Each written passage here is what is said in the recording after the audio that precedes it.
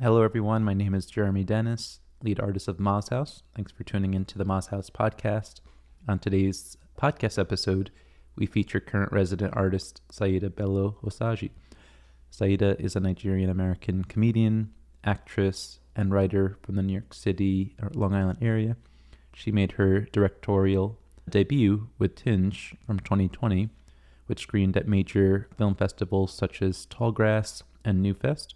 Trained in clowning, she brings vulnerability and playfulness to her work, including as the host of an Unscripted, a reality TV parody show at Union Hall.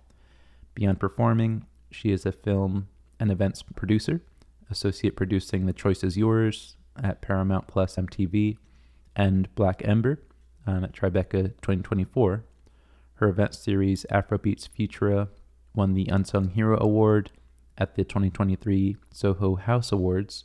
She is currently repped by 3 Arts Entertainment for literature management. So welcome to the podcast, Saidah. Thank you so much for having me, Jeremy. So sadly, today is your last day of the residency. You've been here for about a week. I wanted to start just a little bit about how has Moz House and being here at Shinnecock influenced your creativity? Yeah, definitely. It's been a week, but it's been such a short period of time and also such a transformative period of time as well. This is my first residency, so I didn't know exactly what to expect. And I think Moz House is such a special place because I was really able to release a lot of the pressures that I would put on myself because the environment was just so welcoming and the reservation in general is a magical place. I just found a lot of peace walking around, biking around, everyone being so kind, and the actual space itself, like it's very inspirational, like being able to go down to the art studio and paint or do whatever I want. Meeting everyone around was super helpful. It was especially helpful because the work I was coming here to present was supposed to explore my comedy in the context of this new character that I'm exploring, a liberal who isn't really willing to make any sacrifices to make any changes. Being here was able to help me contextualize it because it's also like, okay, here's my space as someone who is not native coming to this reservation and having this commentary, but it felt kind of meta too. So I thought it was wonderful. It's so great to hear your performance yesterday. Everyone enjoyed your show so much. You also spent time in the Hamptons, going to different art spaces, some of the nightlife, some of the social spaces. Did that also inform what you wanted to create or present? I noticed that you pointed out some local landmarks. Yeah, it was like, okay, bring this home and make this more relevant. But it was also funny because, you know, there's the whole dialogue around these art spaces that are inherently exclusive and what it looks like to look like me or look like us and walk into these, you know, predominantly white spaces. And there's always going to be commentary or satire that is there and something that's fun to play with. Regardless, beyond the performance of those spaces, it was super great to go to all the different art. I was unfamiliar with the East's game, like the Hamptons game when it came to the art and everything. So yeah, that definitely informed it all, and I was really glad to go. I want to shout out Watermill Center. We went over there for their open studios. Yeah. They also came to your show, so that was so awesome to see. Part of the cinematic universe. It was so great to see all of them come out. And of course, the church. Check it out if you're in town. Yes, Jeremy's amazing show that he created. Well, going back to your work, I wanted to ask about your performance, which was titled A Clown's Exploration of Identity. So you had a ramping up of preparing for it. I think we were talking about organizing it, and you're like, how am I going to do 20 minutes worth of material? And then it was over an hour long. It's such a great flow. Felt like you could do a whole other hour if you wanted to. For those who may not know what clowning is, do you mind describing it in your own words? So clowning, I like to describe as an exploration of your inner child and the way that inner child may manifest in the form of a character or a bit. That performance is different from stand-up and improv because it is enmeshed in the audience. Your performance is completely determined by what the audience is giving you. Even with yesterday's performance, I felt like as much as I was a character, the audience was a character, and we were all having this interwoven dialogue, which was really fun and allowed me to be more playful in my clown and explore the room and the space. We've had performances here at Moz House in the past, and everyone is typically really shy and not participatory, but you really brought out the social aspect. I did want to ask, about one part of the performance. Hopefully it'll be online or some clips in the future. You had especially audience participation in the realm of describing your identity and whether or not people feel comfortable describing you as a Black woman. What was it about that term or that identifier that you wanted people to really whisper, shout, or have a reverb effect? I've been thinking about this for a while, and it sometimes trickles in my performance, but never like as overtly as I did yesterday. When people talk about Black people, Black women, there's always either this added gravitas to it or people shy away from it. It's funny how many times people will not use the word Black, but will use marginalized, underrepresented, diverse, BIPOC, every other word except for Black of the global African diaspora. I wanted to play with that idea of this, liberal person who is shying away from, or they'll be like, oh, she had such beautiful skin. And I'm like, okay, but what did she look like? And they're like, no, she looked like, and I was playing with that. So I thought if my character was the person who, also maybe struggled with her identity or how she presented in society and what other people would call her and refer to her, I wanted to play with that with the audience. Yeah, so well done. And you prepare so much leading up to the performance, but you also improvise at the same time. So you have all those kind of playful identifiers, but was WOB one of the improvised ones, or? Yeah, for context, there was another Black woman in the audience, but she was like, just say it, she was like, just say that you're, and then I was like, that I'm what? And then we had this moment and she said that we agreed we were both women of Brooklyn, so WOBs, Pretty funny. which was not planned, but really fun. That's so awesome. How is it that clowning as a practice shapes your storytelling? Maybe how does it inform stand-up comedy or just how you approach life every day? I'm sure it enters into everyday experiences. Yeah, for sure. I'm definitely a yes and improvisational person. I feel like I'm very playful with everything that I do. I like to seek joy in everything that I do. I'm somebody that can be anxious and put a lot of unnecessary pressure on myself. Clown allows me to release that because it's almost self-serving. I'm releasing this responsibility to the audience. If I have to be up here, we're all in this. But it's great because I think that there's so many amazing pieces of art that can't be planned. Even if I had planned this to the second, I couldn't have predicted all the moments that were unexpected. And I think that those moments are sometimes more valuable, more charged, more artistic, more explorative than we could imagine. And I think that trickles into my stand-up as well. Oh, definitely. And speaking of the different elements, you also incorporated a PowerPoint with some photos, some videos, interactive elements. But I was struck by some of the old childhood photos that you shared. One was like in a dance class, was at a spelling bee.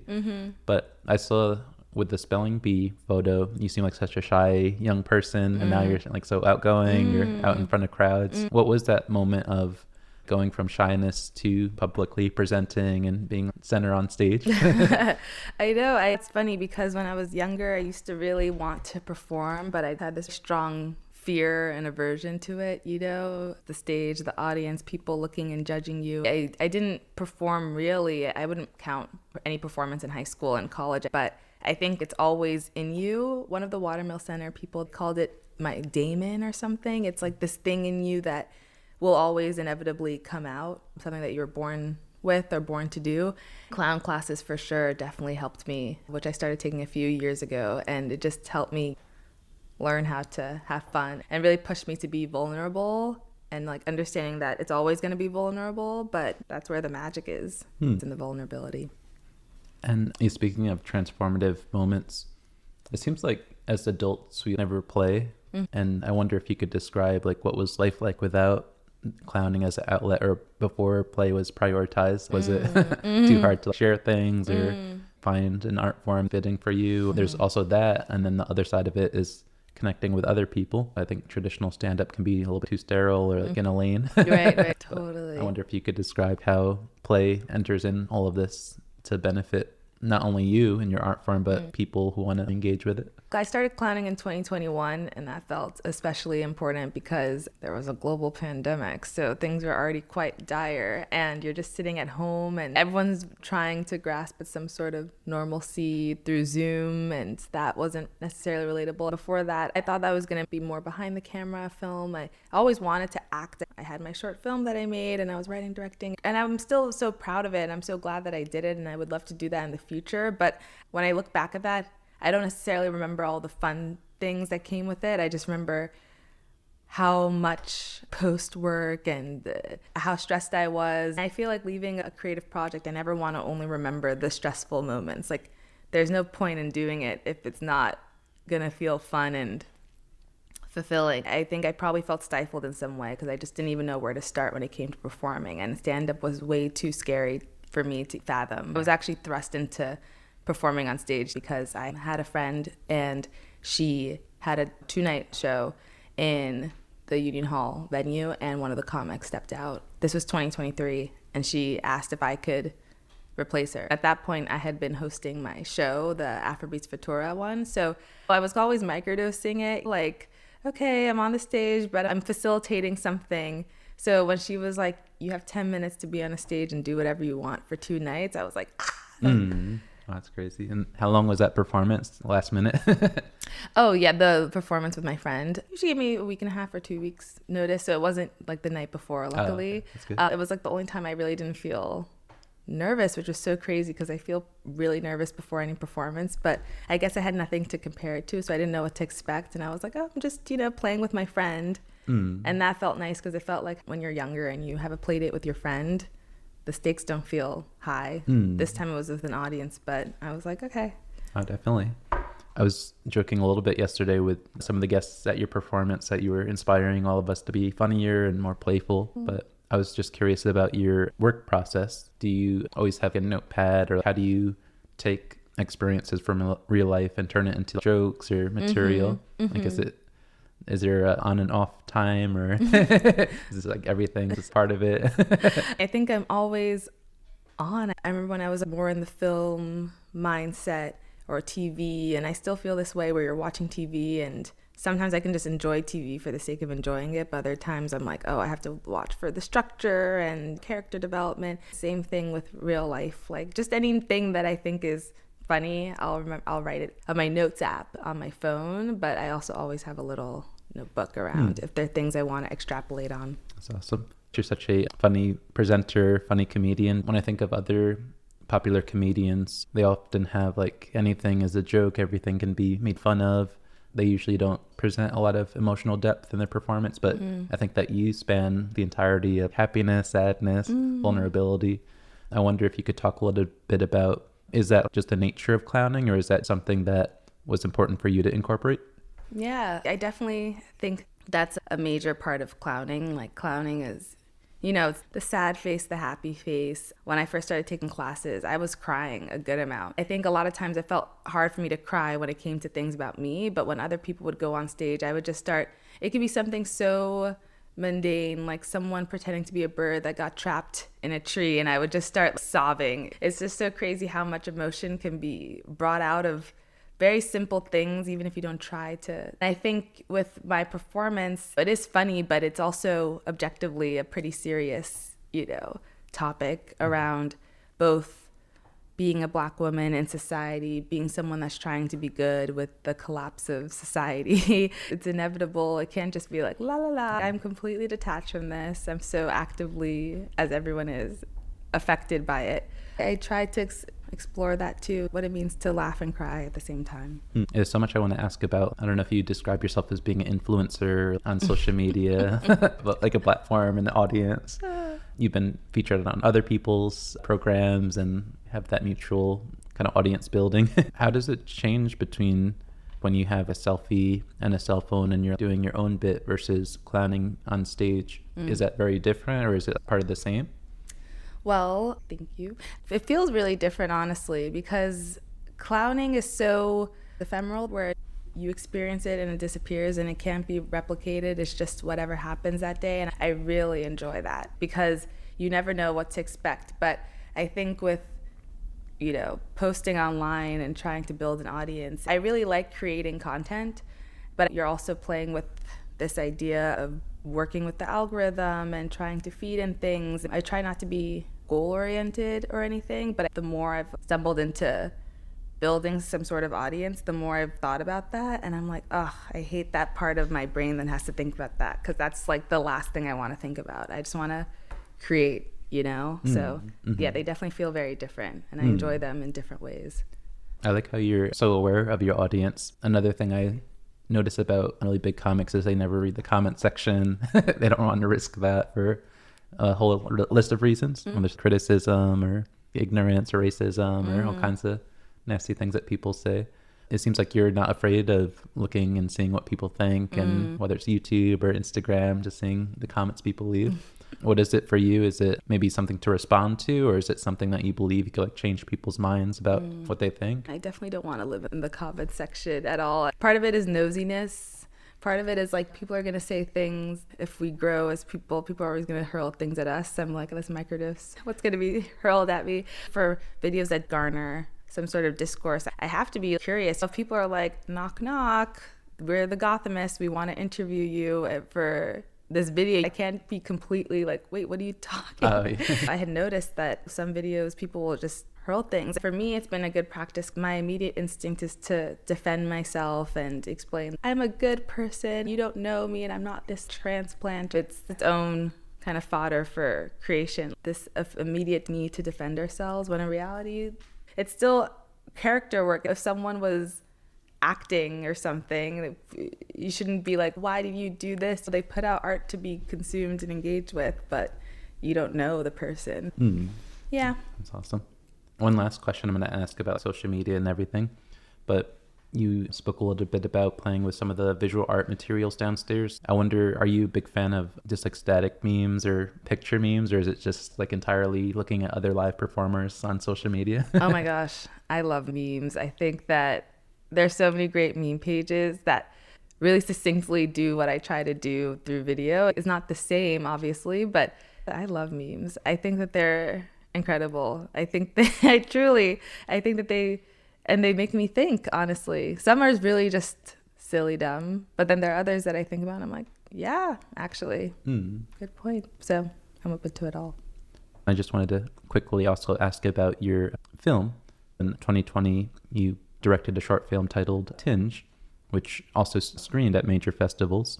For those who haven't seen it, the premise is that when a hopeless romantic doesn't get a text back from her dream date, she finds herself spiraling as she tries to grapple with both rejection and her distorted perception of reality.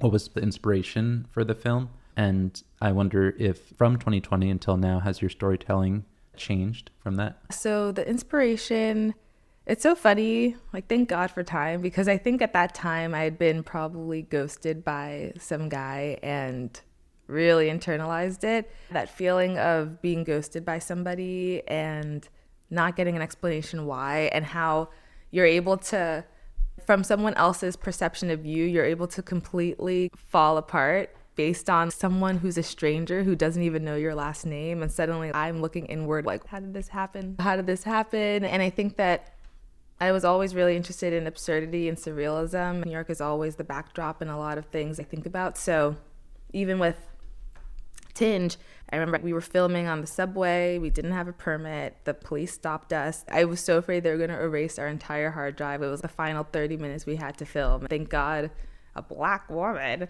a cop, was like, okay, fine, you have 5 minutes. And then we just quickly got our stuff and left. But yeah, I think that, it's funny even making the presentation. I looked at little clips of it and I was like, oh, I remember just making this. And it really sparked joy because it feels like that's still something that has been kept in me, having New York as a backdrop, talking about things that might seem mundane, but blowing them and adding in a megaphone to them is something that I think has still stayed the same.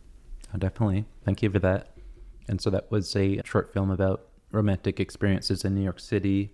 Are we going to look out for any upcoming films or any stories that you're wanting to share in film? I mean, I'm still screenwriting, so I still have things that I'm working on. And I would hope that this show that I created could eventually be turned into a TV show of sorts. I think that would be fun and explore everything beyond gentrification, but just living in Brooklyn and what that's like. That's awesome. I wanted to also transition to your producing background. So not only do you perform, you do social media content, but you also create space for other presenters and comedians. How does that compare to being in front of the camera? And do you enjoy the admin side of it and the organizing side of it? Yeah. Well, okay. So yes, the producing, that was the last job that I had. I was an associate producer for almost 2 years and I quit. Producing is really important and necessary. I'm really grateful for having the ability to produce anything. It helped me produce my own shows that I perform live. In terms of admin and everything, I definitely didn't miss that. That was a big reason why I couldn't see myself doing it long term. I felt myself more drained by all the logistics. I'm like, I want to have fun and play. Even if the fun is tough to do, I'm very proud of the things that I've produced or helped produce. I think all artists, it's important to know how to create something so you also know the right questions to ask when someone else is eventually producing your own work. Definitely. So it helps you organize your own to present, better self-betterment. Totally. Since today is also your last day at Ma's house, I wonder if you have any upcoming exciting programs or presentations or things that you want to promote for followers, whether on the East End or in New York City? Yeah, for sure. This coming week, 28th, 29th, and 30th, I'll be performing, I believe on the 28th. If you follow me at Apple Cider on Instagram, I'll be performing at UCB, at Pete's Candy Shop, and I'll be doing like a work in progress piece with my friend at, I'm forgetting the location, but they're all in New York City somewhere, Brooklyn or Manhattan. So stay posted. But of course, would love to come back to the East. Best place. All right. You'll have to get connected with some venues, get some live performances again, different audiences. Totally. Are there any other things that you want to go back to or anything that we didn't talk about that you want to touch on? I mean, you were such a good interviewer, honestly. That was really pretty comprehensive. All right. I think that's it. Thank you so much, Saidah, for joining us on the podcast and for participating in the residency. Hope it leads to many more. Thank you and appreciate your time here. Thanks so much, Jeremy. So grateful.